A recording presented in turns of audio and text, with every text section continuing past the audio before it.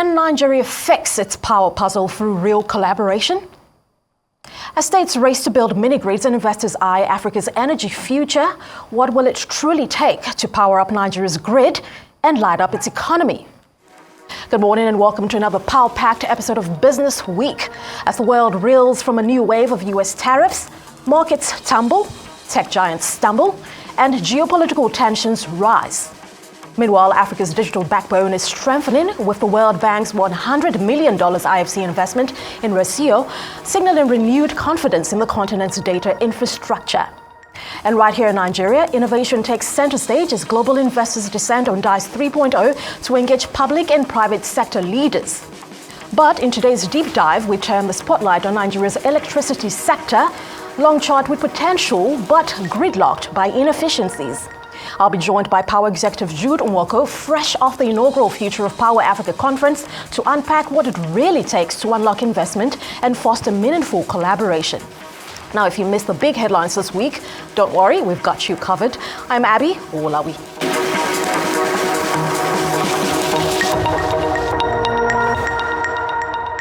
Let's begin with a look at how the markets performed this week. Now, beginning with commodities, as at Friday, the 4th of April, U.S. oil prices dropped from their lowest levels since 2021 this week, sparking in part by concerns that the massive tariffs announced by the United States will hurt economic growth. Now, Brent crude was down 11.43% on a weekly basis to $65.26 a barrel, while U.S. WTI crude was at $61.71 a barrel, down by 11.23% from last week, Friday, the 28th of March, 2025. We now move on to the Nigerian Stock Exchange. At the end of the last weekday of trading, a total of 348.27 million shares in 11,444 deals, corresponding to a market value of 8.10 billion naira, were traded. Compared to last week's NGX trading day, yesterday's value showed a 36.4% decline in volume and a 13.59% drop in deals. Now, the current market capitalization of the Nigerian Stock Exchange is 66.14 trillion naira. Let's now take a look at the weekly performance across African markets. Starting in South Africa, the Johannesburg Stock Exchange closed at 81,553.69, marking a drop of 8.95% week on week. In Ghana, the stock exchange saw a negative movement, with the index dropping on a weekly basis by 2.02% and closing at 6,097.37.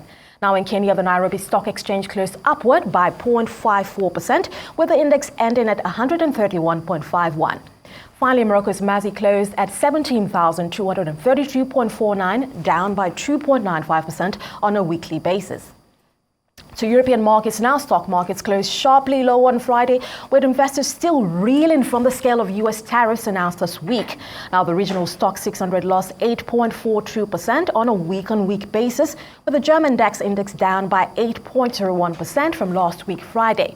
France's CAC 40 index dropped by 8.24%, while the UK's FTSE 100 lost 7.07%, and Spain's IBEX 35 retreated by 6.78% on a weekly basis. Finally, let's take a look at Wall Street as at Friday, April 4th, 2025. The stock market took another pounding on Friday after China retaliated with new tariffs on U.S. goods, sparking fears that President Donald Trump has ignited a global trade war that will lead to a recession. Now, the Dow Jones Industrial Average traded 6.20 lower from last week, Friday, the 20th of March, 2025, while the S&P 500 dropped by 7.60% on a weekly basis, and the Nasdaq Composite retreating by 8.77% week on week.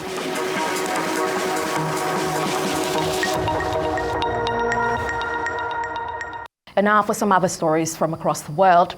Now, in a bold move, U.S. President Donald Trump unveiled some sweeping tariffs to targeting countries around the globe, including close allies. Speaking from the Rose Garden, he announced harsh penalties for China, the European Union, and Japan, calling it Liberation Day. He imposed 34% on China, 20% on the EU, and 24% on Japan. Now, with tariffs taking effect, Trump emphasized that this is only the beginning of a golden age for American industry. However, experts warn of a possible recession and retaliatory actions from global partners. But we will charge them approximately half of what they are and have been charging us. So the tariffs will be not a full reciprocal. I could have done that. Yes, but it would have been tough for a lot of countries who didn't want to do that. I'd like to see, if you look at Switzerland, 61% to 31%, Indonesia, Malaysia, Cambodia, oh, look at Cambodia, 97%. We're going to bring it down to 49. They made a fortune with the United States of America. United Kingdom, 10%, and we'll go 10%. So we'll do the same thing. South Africa, 60%, 30%. My fellow Americans, this is Liberation Day, waiting for a long time. April 2nd, 2025 will forever be remembered as the day American industry was reborn, the day America's destiny was reclaimed, and the day that we began to make America wealthy again. Anguish as foreign leaders have stolen our jobs, foreign cheaters have ransacked our factories, and foreign scavengers have torn apart our once beautiful American dream. We had an American... Donald Trump's decision to impose new tariffs on all goods entering the U.S. is a major blow to the world economy. Now, this is according to European Commission Chief Ursula von der Leyen, who says her comments echo those of a number of other countries, including China, which has expressed its opposition to the move and has warned that it will take resolute countermeasures against the U.S. Now, their words of warning come after the U.S. president announced a universal 10% tariff on all imports into the U.S. from April 5th. Now, about 60 countries will also be hit from steeper tariffs from April 9th. Trump said the measures are payback for unfair trade policies, adding that he had been very kind in his decisions. President Trump's announcement of universal tariffs on the whole world, including the European Union, is a major blow to the world economy. I deeply regret this choice. Let's be clear-eyed about the immense consequences. The global economy will massively suffer. Uncertainty will spiral and trigger the rise of further protectionism. The consequences will be dire for millions of people around the globe, also for the most vulnerable countries, which are now subject to some of the highest US tariffs. The opposite of what we wanted to achieve. Now, following President Donald Trump's announcement of new tariffs ranging from 10% to 49% on imported goods, Apple fell more than 6% in late trading on Wednesday, spearheading a larger drop in tech companies. Now, devices made mostly in China and few other Asian countries account for the majority of Apple's income. Tesla, an electric car manufacturer, slumped by 4.5%, while NVIDIA, which makes new chips in Taiwan and assembles in AI systems in Mexico and other places, plummeted by roughly 4%. In the rest of the mega-cap world, Microsoft fell by about 2%, while Alphabet, Amazon, and Meta all saw declines of 2.5% and 5%, respectively. The World Bank's private investment arm is supporting Africa's digital data rush by investing $100 million in Resio Group, a regional data center operator that funds centers from Ethiopia to Angola. Now, the debt funding by the World Bank's International Finance Corporation is the largest of such investment to date in Africa, reflecting rising interest from the global institutions in the continent's digital economy, where mobile money, AI-driven services, and cloud-based platforms are rapidly expanding. One of Nigeria's celebrated entrepreneurs and former director of Google West Africa, Dr. Juliet Ehimwan, brought together foreign investors and key players in Nigeria's public and private sector for DICE 3.0, the third edition of the tech ecosystem mixer hosted by Beyond Limits. Founded by Dr. Ehimwan, where she serves as CEO. Arise business correspondent Rota Sotiri filed this report.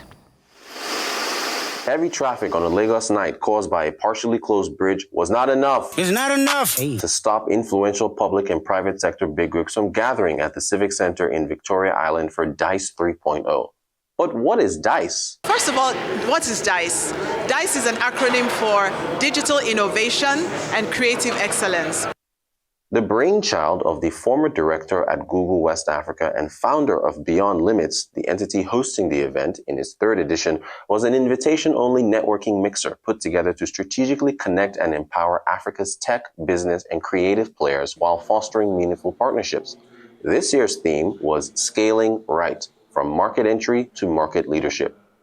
Dr. Juliet Ehimwan stressed the importance of the event. It's a platform designed to bring the key stakeholders in the tech and business ecosystems together for knowledge sharing, partnerships, collaboration, and the ultimate goal is to be able to drive growth and drive investments. She moderated a number of panels, with the highlight being a fireside chat with Dr. Jumoke Oduwole, Nigeria's Minister of Industry, Trade and Investment. I think that the first thing I'd like to say to the ecosystem is that we're listening government. We're ready to listen to whatever it is you need to thrive. You're Mr. President's priority and you're my priority, and we're committed to seeing this ecosystem thrive. Arise News caught up with Nigeria's former Minister of Trade and Investment, Dr. Okechukwu Enelama, who talked about the importance of the event and praised the current minister's work. The Honorable Minister, Dr. Jumoke Oduwole, just spoke, and she spoke excellently well. And really, I was going to say she talked shop, right? Talked about the importance of building your economy on some very concrete levers.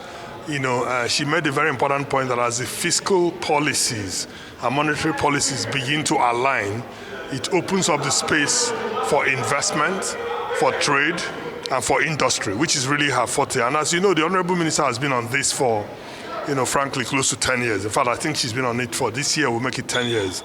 And there is something about longevity, and there is something to say about, when somebody shows a commitment to a particular area. She's also a trade expert by training and by choice. So I think Nigeria is in a very good place in terms of our portfolio. And I think this event and the work that is being done by Juliet and everybody that is involved in DICE is very important in bringing stakeholders together.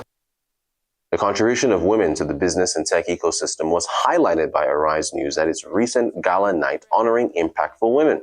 The theme continued at DICE 3.0 with Nike Adeyemi, the executive director of the Faith Foundation, discussing her outlook for female-led SMEs in Nigeria. We're always optimistic about female entrepreneurs, and I think that we're happy to now see that a lot of people within the ecosystem are now understanding the need to prioritize female entrepreneurs. In our last State of Entrepreneurship in Nigeria report, we saw a jump in female entrepreneurs in Nigeria. And for us, the priority now that we're trying to get people to focus on is providing growth funding and growth capital to women entrepreneurs, particularly those that play in critical sectors of the economy. As we're seeing them getting more into entrepreneurship and getting into viable and potentially sustainable business opportunities, we then need to put some money to support them, in addition to training and all the other supports, or mentoring and all the other potential infrastructural support that they have available to them. Dr. Juliet Ahimwan also discussed education and the skills pipeline for girls in the tech ecosystem. I agree with you that education it should be a fundamental human right, really. And we need to start from the basics. So if you think about a pyramid, right, you have a wide base, right? We need to think about ensuring that more girls have the opportunity to have an education, because that way you will increase the numbers that bubble up to the top and into leadership positions. So it's so important that in our societies, we allow girls to get an education. We encourage girls to take on STEM subjects, and we encourage and facilitate that as much as possible. Nigeria's investment environment was recently praised by JP Morgan in an analyst note highlighting President Tinubu's shakeup of leadership at the NNPC and the Central Bank of Nigeria revealing its net foreign exchange reserves.